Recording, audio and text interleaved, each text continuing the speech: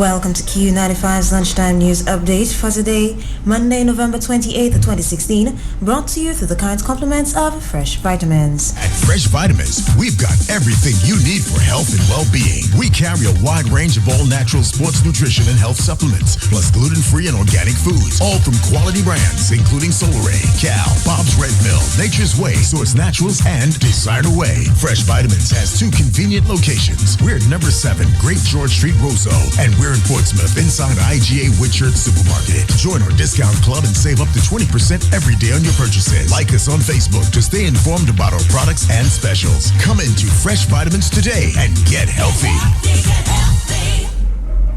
Welcome back. In local news, Dominica's ambassador to the UN, Lauren Bannis Roberts, has praised Prime Minister Roosevelt Skerrit for his efforts of raising the number of diplomatic relations for Dominica. Speaking on local media, Bannis stated that at present, Dominica has diplomatic relations with over 60 countries, a feat unmatched by other ruling parties. Dominica has established relations with the governments of countries such as Cuba, Venezuela, and even China, all of whom have been of great benefit to Dominica in some way or another. Describing Prime Minister Skerrit as a maverick in foreign relations, Bannis says Dominica can depend on numerous countries in various aspects as a result of the Prime Minister's efforts. In other news, multinational gas company ExxonMobil won't be building an oil refinery in Guyana, but it assures that more jobs will soon be available to Guyanese as it prepares to begin production there. Jeff Simon, country manager of Esso Exploration and Production Guyana Limited, the local subsidiary of ExxonMobil, has told the Guyana Manufacturing and Services Association that there was not enough oil to ensure the viable operation of a refinery. The oil giant has found an estimated 1.8 billion barrels of high-quality crude at Liza 2, which has 17 wells. Exxon signed an agreement with Guyana to explore the block in 1999, and it covers 26,800 square kilometers and is 160 to 320 kilometers offshore. And Syrian government forces have captured more than a third of rebel-held territory in eastern Aleppo. The advance after heavy bombing from the air is a major blow for the armed opponents of President Bashar al-Assad. State TV said government troops were dismantling mines and explosives and continuing their advance. Thousands of civilians have fled the besieged districts after a weekend of heavy fighting. Hundreds of families have been displaced within the area.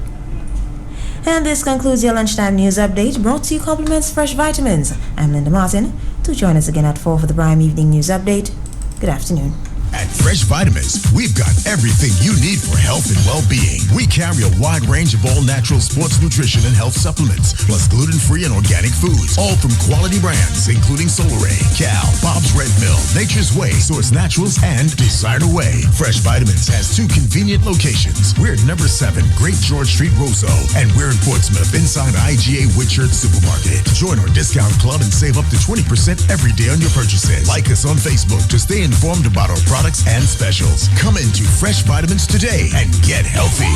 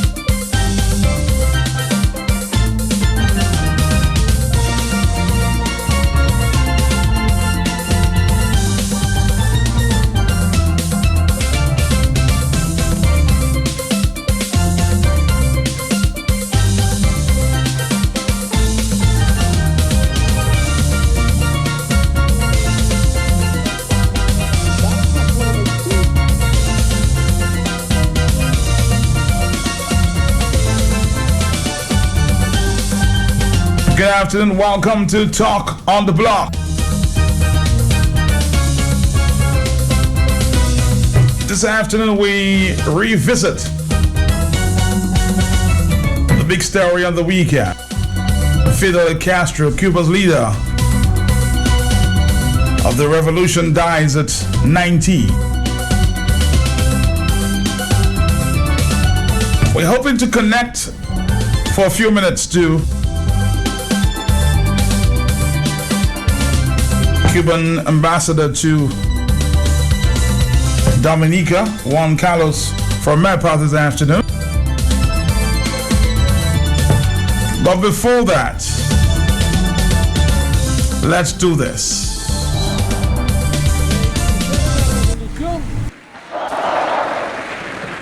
Renunciar al socialismo, rendirnos. Fidel Castro was the world's longest-serving dictator. Although the United States often tried to get rid of him, in the end, Fidel Castro outlasted 9 American presidents. He was a constant irritant to them, a communist leader right on their doorstep. Castro was determined to overthrow the American-backed Batista regime, which happily profited from the corruption and gross inequality of a haven for the playboy rich, dominated by organized crime. So Castro and his band of revolutionaries masterminded a classic guerrilla campaign from their mountain base. On January the 2nd, 1959, the rebel army entered Havana. Castro had triumphed, Batista had fled, and Cuba had a new government, with the legendary Che Guevara among its members. Its promise to give the land back to the people and defend the rights of the poor. Soon afterwards, Castro went to America, saying he wanted to be friends with his powerful neighbor, but he felt rejected when President Eisenhower wouldn't see him. Snubbed by the Americans, Castro claimed he was driven into the arms of the Soviet Union and its leader, Nikita Khrushchev. Cuba had now become a Cold War battleground. April 1961, the Bay of Pigs. This was America's doomed attempt to topple Castro by recruiting a private army of Cuban exiles to invade the island. But the young revolutionary was more than a match for them. Under his command, Cuban troops repulsed the invaders, killing many and capturing 1,000. The evidence is incontrovertible. A year later, the stakes were far higher. American reconnaissance planes discovered Soviet missiles on their way to sites in Cuba. The world was suddenly staring into the abyss of all-out nuclear war. Unmistakable evidence has established the fact that a series of offensive missile sites is now in preparation on that imprisoned island.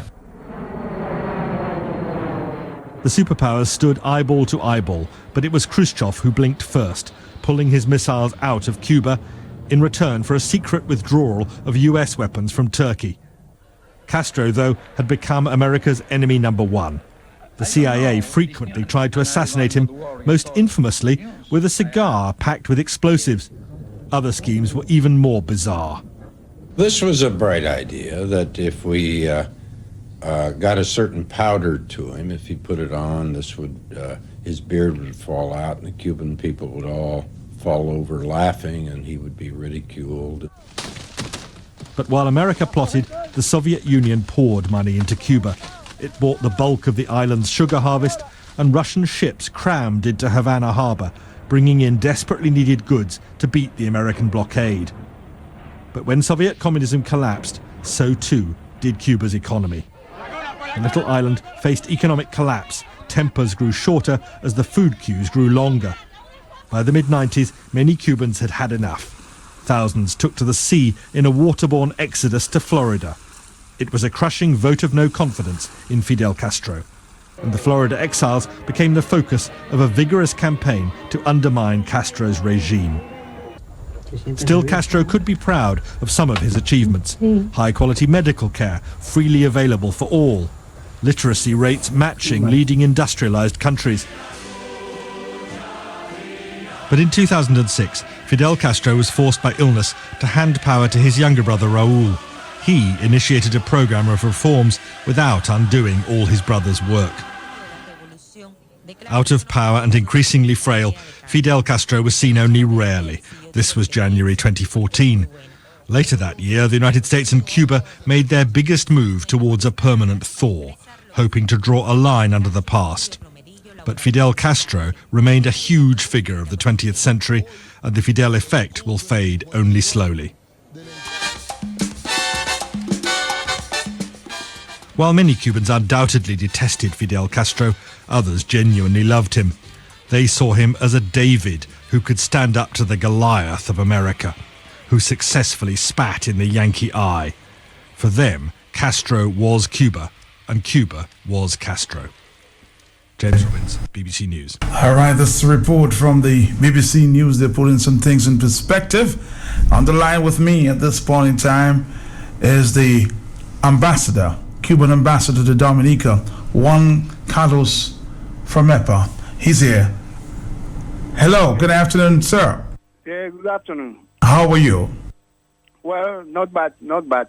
Not bad. Sad day for the Cuban people, including yourself. Yes. How do you best remember the former president?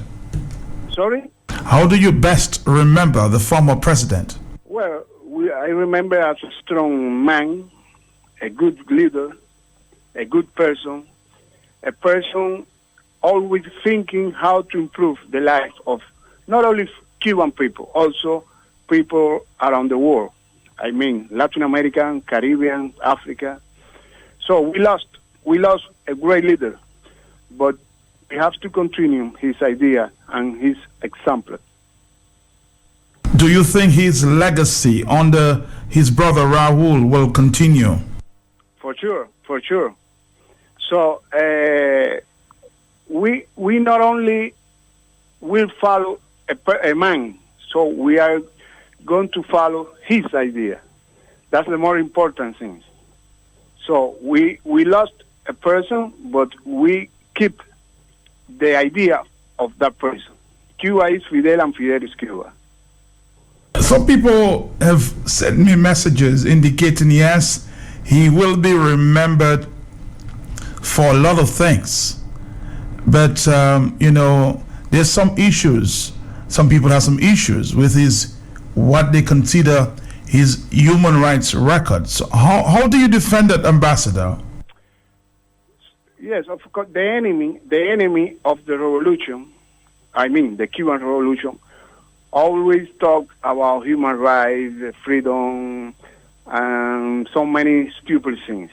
But I think that my people and Cuba is one of the countries around the world that has been doing a lot of things to respect and to improve the human rights. So we are improving education, health, cultural, social service, not only for Cuba, for all other people. I will show you one example in our region. We have Cuban doctors in all Caribbean islands. So it means that we help our neighbors, we help our brothers. And this is the way that we have to improve the human rights. Sometimes the enemies of the revolution don't see that. So they try to show a bad image about Cuba, a bad picture about Cuba. But you're saying that's the enemies out there portraying that message? Sorry, could you repeat? Are you saying it's his enemies who are talking about this human rights issues? Yes. Hello? Are you hearing me clearly? I'm just asking. Let me take my time. Are you suggesting, sir, that is his enemies who are talking about this human rights issues? Mm-hmm. Yes. But you see, we are suffering American embargo from more than 55 years. And this is a violation of human rights. But the enemy don't say anything about that. So they try to show a back picture about Cuba, but they don't say that Cuba have more doctors around the world than the World Health Organization.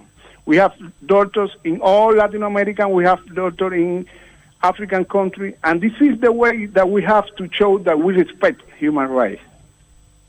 Here's another message, and it reads, Ambassador Matt, it's all well and good to talk about the good things that Castro has done, but it is equally or even more important to recognize the repressive nature of the former president. The many people he has executed and imprisoned for unjust reasons. How do you defend that, and is there any truth to that, Ambassador? So we have to defend our revolution. If you take a person trying to destroy the revolution, also a person paid by the U.S. government, so we have to defend our revolution. That's why we have to put that person in prison. That's one of the reasons why you have put, according to you, these people you think have been paid by like first world countries like the U.S. to destroy the revolution. Yes. See, if you see the Cuban history in the last 50 years, you will see how many times the U.S. government has been attacking Cuba, including, you see, Bay of Pigs in the April 61. You know, so they are always trying to destroy the Cuban Revolution, and they couldn't. 10 American presidents have been trying to destroy the Cuban Revolution, and they couldn't. And this is the legacy of Fidel Castro and the Cuban people. Ambassador, how would you describe Mr. Obama's efforts to reignite, if you will, the relationship with Cuba? So, I mean that Obama recognized that the way of embargo, the way to try to destroy the Cuban Revolution by force was not good, and they didn't get the results that they wanted. So he tried to normalize the relationship. So that's why the President Obama and President Raul in 2014 decided to reestablish diplomatic relations. And now we are in a process to normalize the bilateral relations. It will take time because, let us say, the best example, the embargo is still pending. Even when we have a Cuban embassy in Washington and U.S. has embassy in Havana, and now the American airline can fly to Cuba. Some American people can go to Cuba on the special license, because it's true, the American citizens cannot go by law to Cuba for free, for tourists. So they need a special permission from the State Department. So, but the most important thing is that we start the process to normalize the relationship. But are you confident about President-elect Trump? Do you think that he will continue on that path? Well, I don't have a crystal, a glass ball. A crystal ball, yes. Yeah. So our position is that we are ready to continue this effort to normalize the bilateral relationship, but without condition, without imposition, talking at the same level. So if the new president agree with that, so we can move forward. Otherwise, so we will go again to the confrontation. But we hope, because the majority of American people wants to improve the relationship. That's why we think that the next president will do the best. But we have to wait to January. Let me ask you, because a few people were asking questions about that this morning, that the people in Cuba are not free to move throughout the state of Cuba. So if you had to go to another province, you'd have had to seek permission. Can you clarify that for us, Ambassador? That's not true. That's not true. It's impossible. So people inside Cuba, you can go wherever you want to go. So even then it's stupid things. Sorry for the word, but can you imagine a country like Cuba who has been trying to develop the tourism? So how you can develop the tourism if you don't allow to your people to go from one province to another one? It's impossible. So that's not true at all. Yes. You're free to move.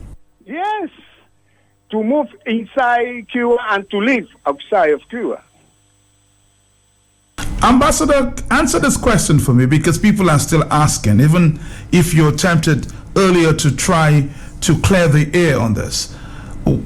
This ambassador, somebody says here, in a WhatsApp message, is in denial. For sure, education and health, we've had many gains. So why, answer for us, why are so many people leaving for Miami and trying to, move away from Cuba? Why are so, and who are these people moving to Miami?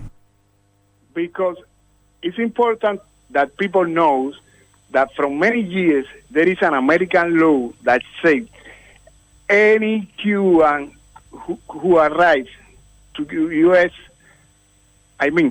border, automatically, it means automatically they will get the permission to stay in U.S. Only Cubans have this, let us say, right. Because for many years there has been, and also, so you have to take in consideration the embargo. So the embargo means that you cannot buy, you cannot do anything with U.S. So if you have this law, so it means that a lot of people want to move from a country with economic problem to a country like U.S. But only Cubans have this right. Could you imagine the Mexican or the Asian or any other population around the world has this right? How many people will go to Cuba? To U.S.? I don't know if you understand my. I understand. If the doors were open to any other country, they would have taken advantage of this as well. How many? At the same time, if you go to the media, there has been many years trying to show that everything in Cuba is wrong. So how many people from Mexico to U.S. cross the border?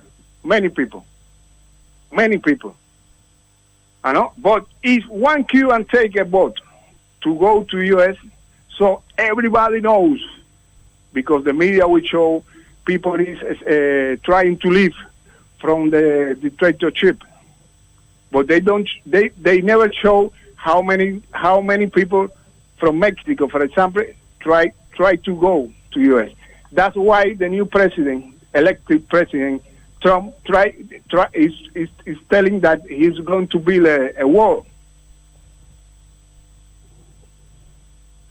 Ambassador, I asked that question before, but are you optimistic that with the death of the former president, that the relationship will continue with the Caribbean and more exclusively with Dominica?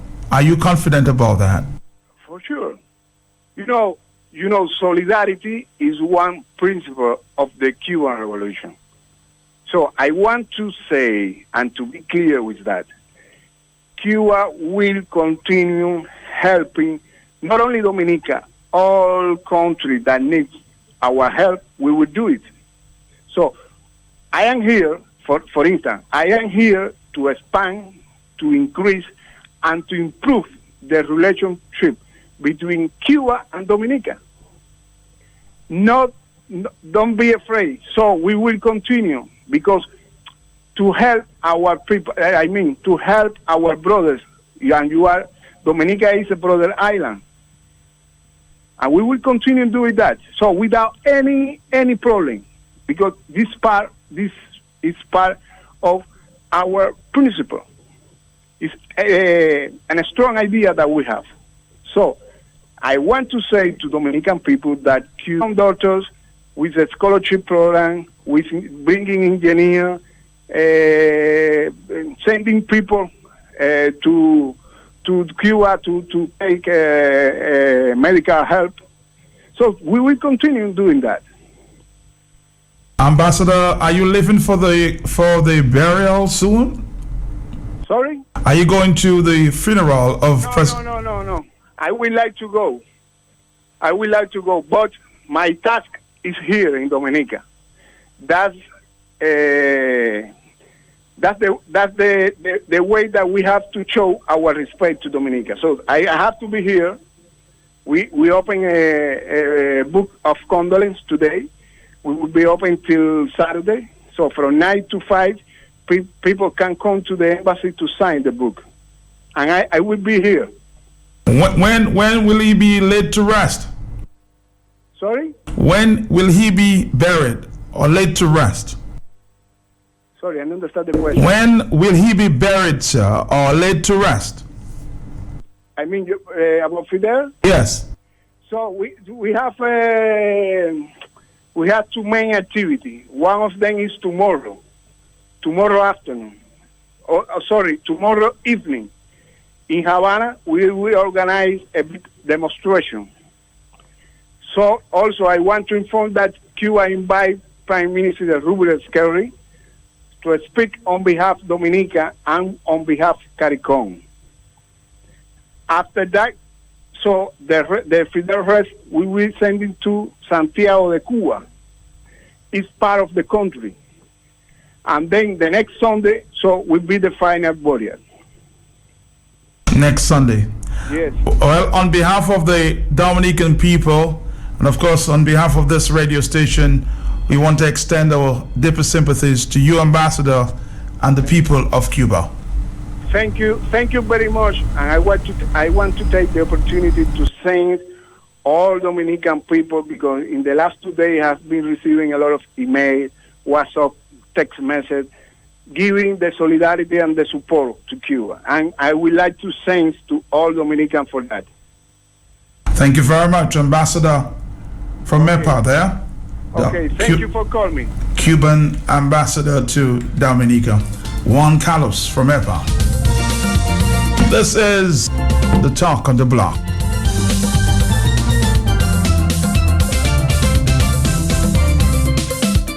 This is Q95. 1:33 in the afternoon. Hello. Mr. Felty, blessings to you. My brother.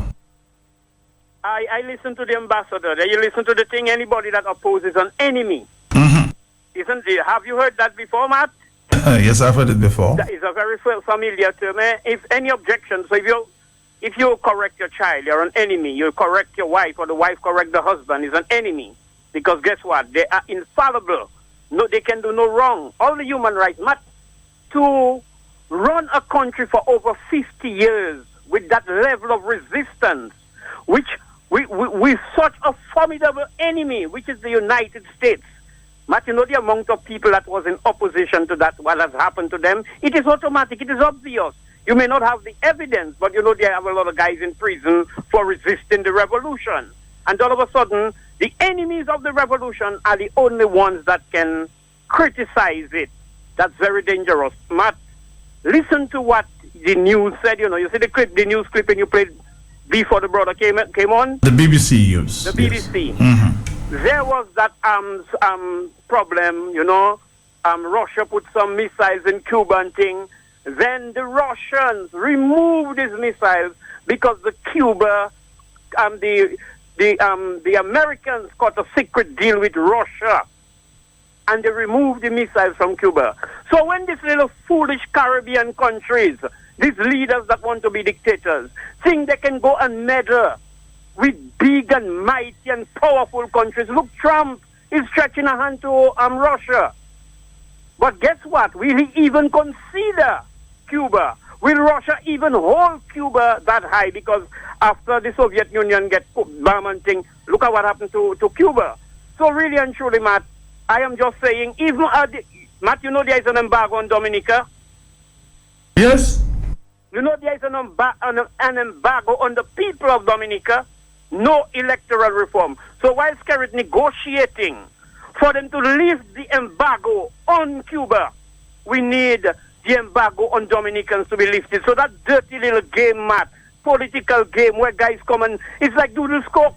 He may have sent a lot of people to school and educate them. He may have built. So let me ask you a question there. Just to have you think in a minute here. What should they have done with the people, according to the ambassador, that were trying to destroy the revolution? Matt, I am just saying you cannot remove one evil and replace it with another one. You haven't answered my question, Blessings. You really haven't answered. 136, hello. Blessings to you, man. How you doing? I have time for why you laugh. I'm just remembering my good friend Blessings here. Oh, okay. All right. Greetings and salutations. Anyhow, I listened to you when you first started, and I listened to the ambassador. Matt, we had a lot of Bajans who migrate to Cuba and Panama. We have a lot of Cubans in this country also. And my adopted dad, he born in Cuba by a Bajan mother and a Cuban father. And I have some friends there, which my email friends. And you know, when I first started, this is about 15 years ago, my very first Cuban friend, you know, I was telling her, you know, how I am sorry, you know, for what happened. And that woman got down on me. My adopted dad and the people that live in here in this country, they don't have anything bad to say about this gentleman. You know, that when you go to say anything, they say no, and they always talk about Batista. They say Batista was for the rich, and Castro came up, but they said that why he changed is because when he went to America for help, they refused him. That is what when you was doing the recording, that is the same thing that was said, and after then he went off to Russia. So when you say anything about him, people just get down on you. So, and as what the gentleman said, if you could go to get a better life somewhere, you try to go. And the lady told me, and Richard, my adopted dad, he said everything in Cuba belongs to everybody. Nobody don't own nothing more than anybody else. So I don't know, but I know for these ones that here, you cannot say anything bad about the former the former president, Mr. Castro. Thank you, Gail, for sharing your perspective. 138. Matt, good afternoon. I'm here. I find myself calling a program twice for the day. I just wanted to... You like the subject, that's what you do. Yes, I love it. It's a very sensitive topic to me because I know the struggles, you know, and Dr. Damien was talking this morning and he spoke about the movement that was happening in Dominica in 80s, you know, that was when Alliance came on the scene, you know, and, you know, with Pyro Revere and those guys, you know. So I just want to touch on one little topic that the ambassador spoke about the influx of Cubans from Cuba. It's called a wet foot, dry foot policy. And what happens is that the people come there, they give them everything, Matt. No, you know what's happening right now? The very same people, Cubans, they say that things are so bad in Cuba, they come over here. And from them, the benefits are given to these people. They take it and go right back to Cuba. The very same people, you know, they take it and go back to Cuba. That discussion came up during the presidential debate. All right, this year when they asked Marco Rubio about that same issue, and the lawmakers here right now are looking into that and trying to stop that whole thing because it's a big scam right now. They come here. They give them the benefits and they take it and go right back to Cuba with it. Now, if things are so bad in Cuba, why do you come over here and when they give it, you go back to Cuba? You don't want to stay here. You understand what I'm saying? I'm following you. It's a whole big scam. And as he said, it's just the people that do not like the revolution, that against the revolution and everything. They're the one that trying to create that kind of bad. You know, but he was making a very important point. If, for example, today America would announce that they're going to open up their doors to Dominicans, don't you think everybody would run to America? From there, and especially to get the benefits, Matt. All right. I just thought I should mention that. 140. Hello. This is how we flow. Thank you very much. Thank you. This is Q95 in the afternoon. Let's take another phone call there. Hello. Good afternoon, Matt. How are you? Good afternoon to your listening public. Mm-hmm. Matt, I listened to the interaction between you and the ambassador for Cuba. Mm-hmm. Matt, you know, it is the first intelligent discussion on the president-elect. And what was that, Matt? Everybody else has an idea what he's going. What did he say? I do not have a crystal ball to say what is it that the president-elect is likely to do or not to do. But that is a thinking person with intellect compared to people who come and talk a lot of fool. Oh, he's going to do this. Oh, he's going to do that. But you see, Matt, that is what I listen to in discourse. The other thing, Matt, the other rhetoric question that you ask him, why, if things are so bad in Cuba, why are all these people going to America? Why are Dominicans migrating to America? Why are anybody migrating to America? It is not a matter. It is because of economic conditions. Dominica, as far as we know, doesn't have a Castro. Yet more people go to America. Those who remain in Dominica, either they want to stay there or they cannot afford to go. And so it happens everywhere else. So I think part of the problem is that the journalists are the people who create a lot of this confusion in the minds of people. And basically, I have come to have very little respect for people who call themselves journalists. Because they do not, first of all, they give their opinion or their view or what they think or what they want the situation to be, rather than educating and informing the public and let the public conclude for themselves. They tend to provide the opinion. And I think that is part of the problem with thing.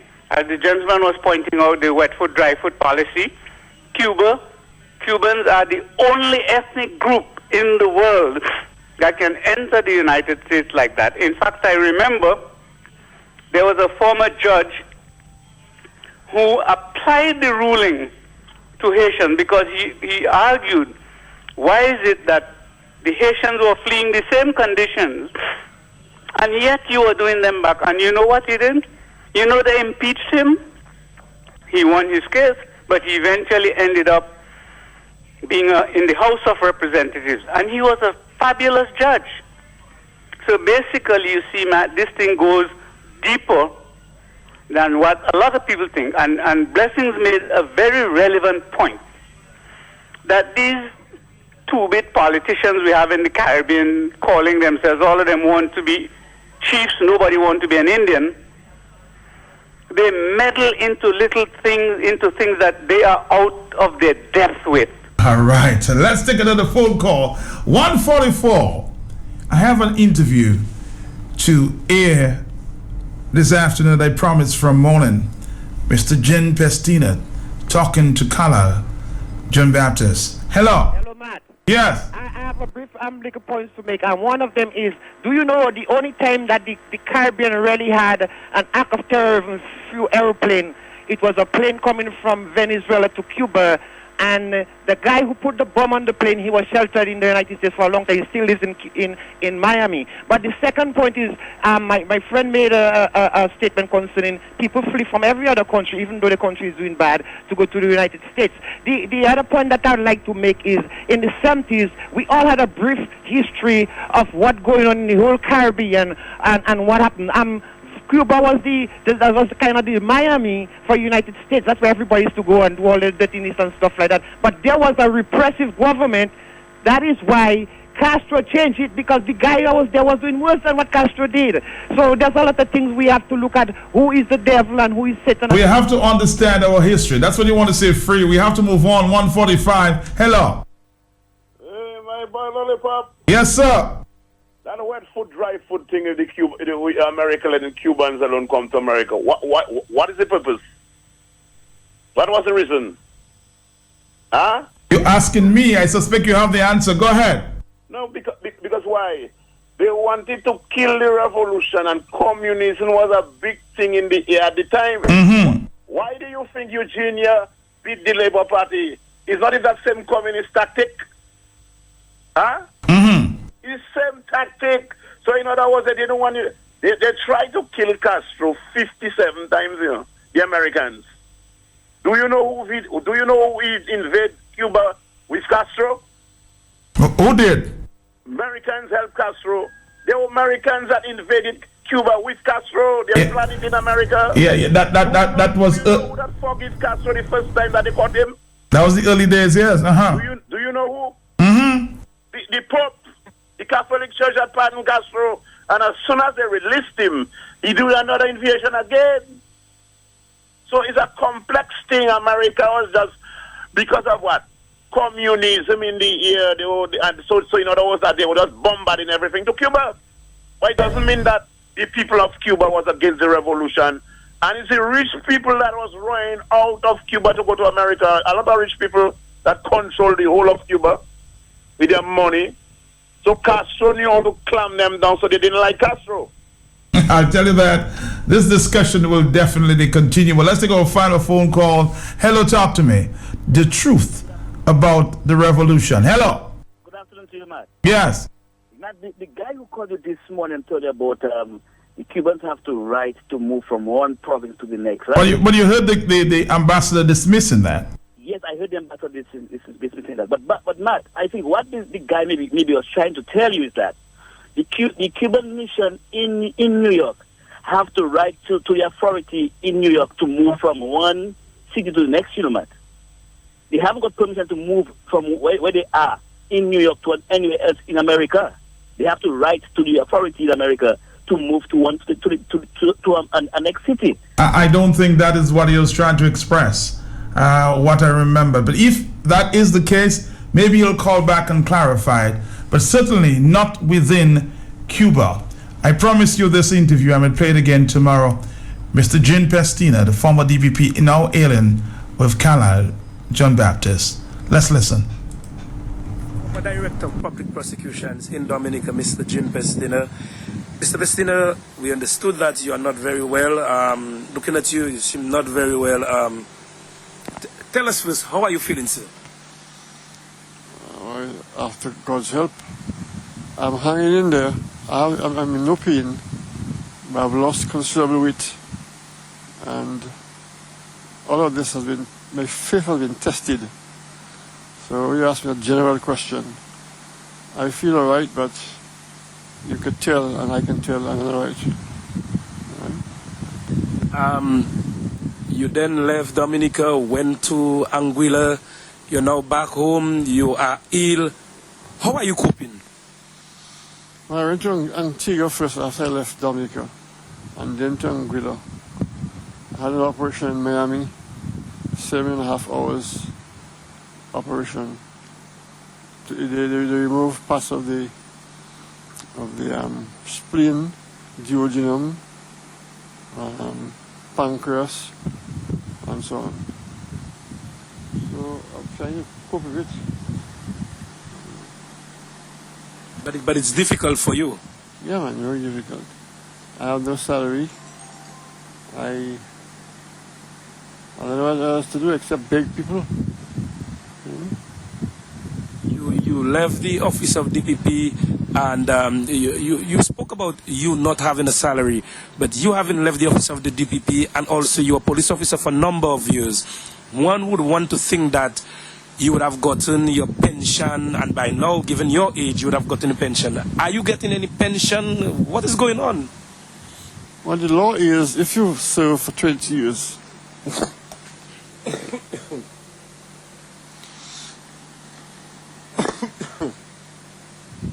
it's over 20 years of war.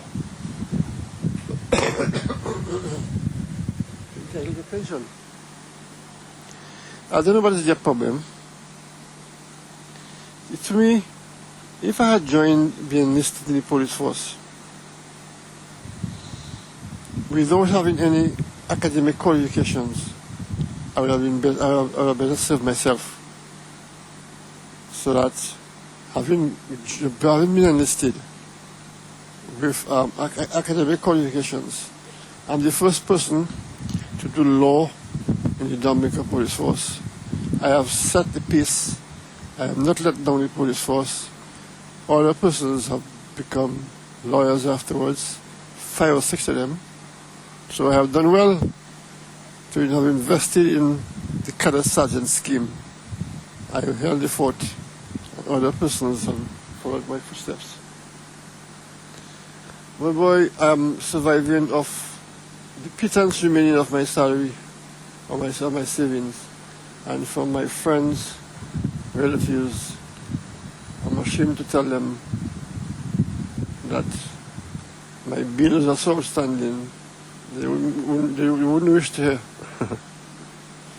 Oh, yeah. I mean, that is a serious thing, because my understanding is that you have to be treated in Puerto Rico.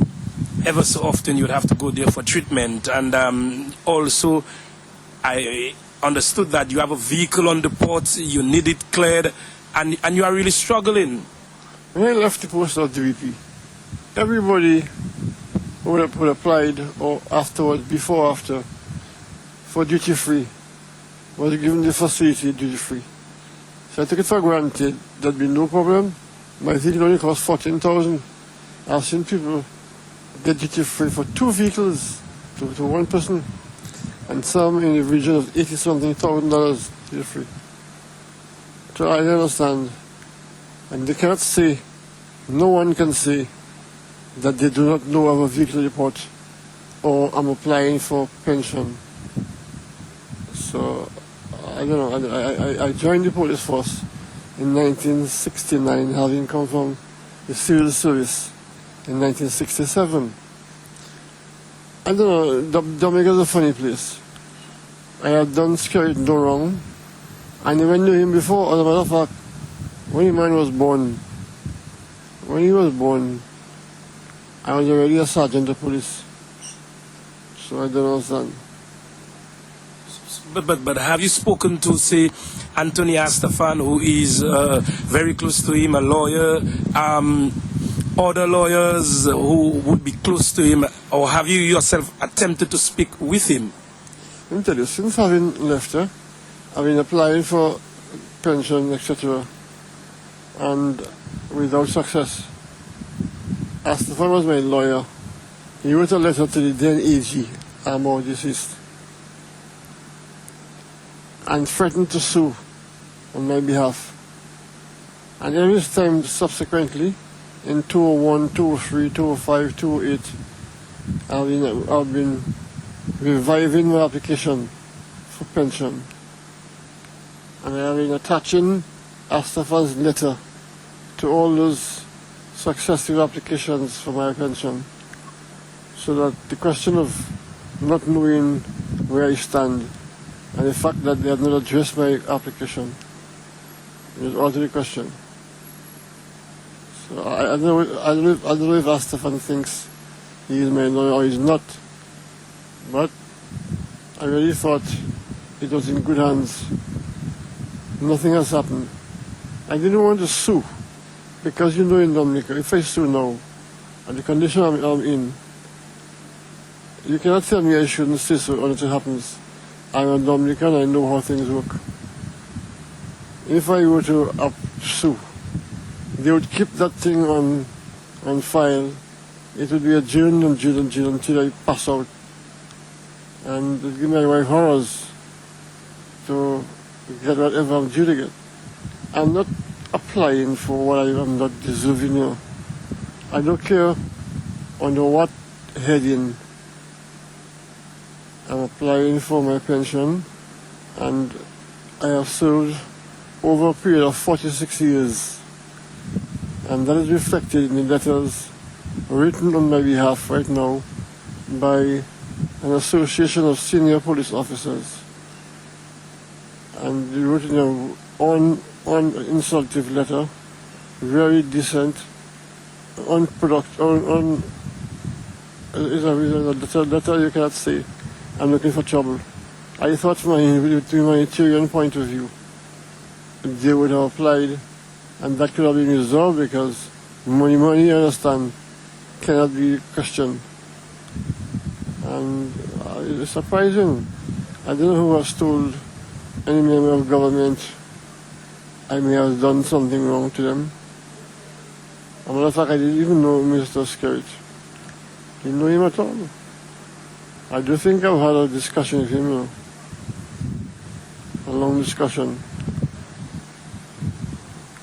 No, let's go back to the situation where, you're not getting your pension, you are struggling now, you are terminally ill. What are you saying to them now? Tell me, what are you saying to them? No, you approach it, as I said before, on a humanitarian point of view, like you're begging that the matter be resolved because I have bills to pay. And there's nothing happening. So I don't know if I must take a loan from the bank and then give my wife a big bill. But the bank will not give you a loan now. No, well, getting loan from my wife, I think is a loan they give these days. I understand that you get a loan. Well, you hear the conclusion to this interview tomorrow. We're quickly running out of time, but they can allow for 2 phone calls. Very touching there. The former DPP of Dominica on his knees, begging, yes, begging for help. Dominica, that's how we've become. Nobody said it but himself, Mr. Pestina. We've got to go. Somebody says here in a WhatsApp, Matthias, what are these people thinking? If these things are happening to a person who was a DPP and more, knowing the system, what will not happen?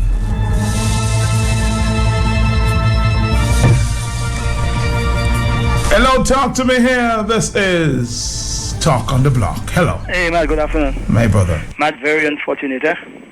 I'm listening there, and what comes to mind is that I've known this man for many, many, many years, Gene Pestina, and what I can say is that if he was the person he was a civil servant before he became a police somewhere in 67, and today he's treated like that. I can say to the people in control now, he was a big man then, and look at how he is today.